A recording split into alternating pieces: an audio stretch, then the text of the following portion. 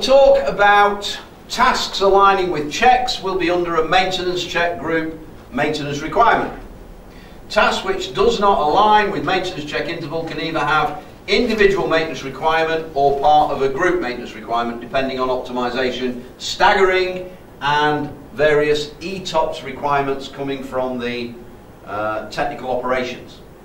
So gets a little bit complicated in terms of understanding, but what we should understand, with an MSG3 maintenance program, we can control tasks individually. We can control tasks out of phase with a maintenance check. It's okay.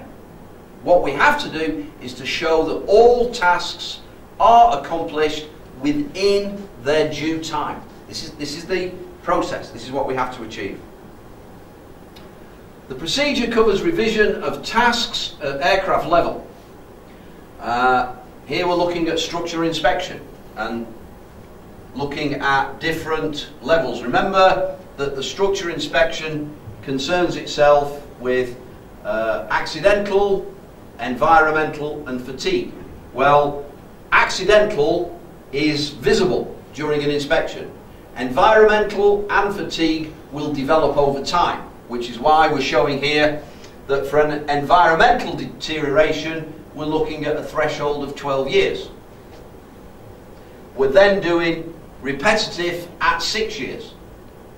Fatigue, we're looking at 7,600 flight cycles, 56,000 flying hours.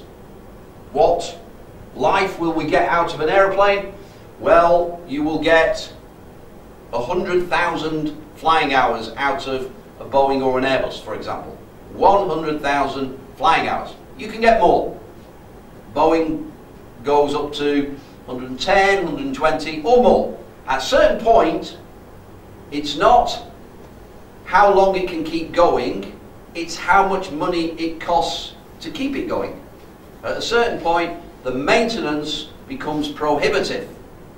Plus, you reach the extent of the validation, and you've got to do additional inspections, checks, and so on and so on and so on. All add to the cost. Now, compare that with another aeroplane, for example, that is in the European environment, but it's in the European environment indirectly, and that is the LET 410. The LET 410 is an aeroplane that previously was built under Russian rules and has been adopted like a sort of a pet for EASA. And it has a hard life of 20,000 hours. At 20,000 hours, we throw the aeroplane away. Versus Boeing that go up to 100,000 hours. Could the LET 410 be extended?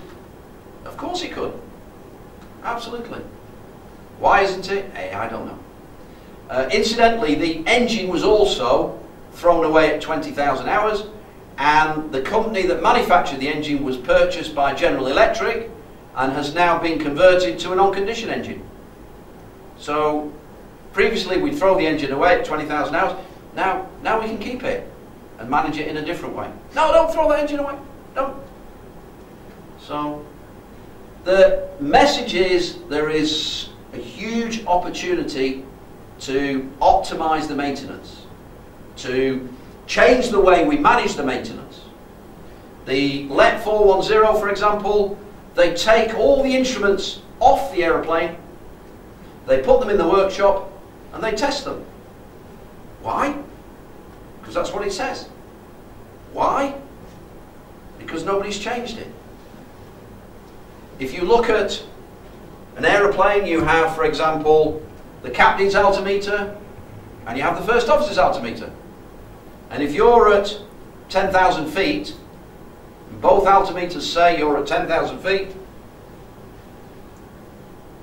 it's a pretty good bet that you're at 10,000 feet. If there's no difference between the altimeters, why to take one off and put it in the workshop? Because that's how it used to be in the 1960s. and it's still on that 1960s environment. Remember, the Russian environment is still in that environment. Just as an example,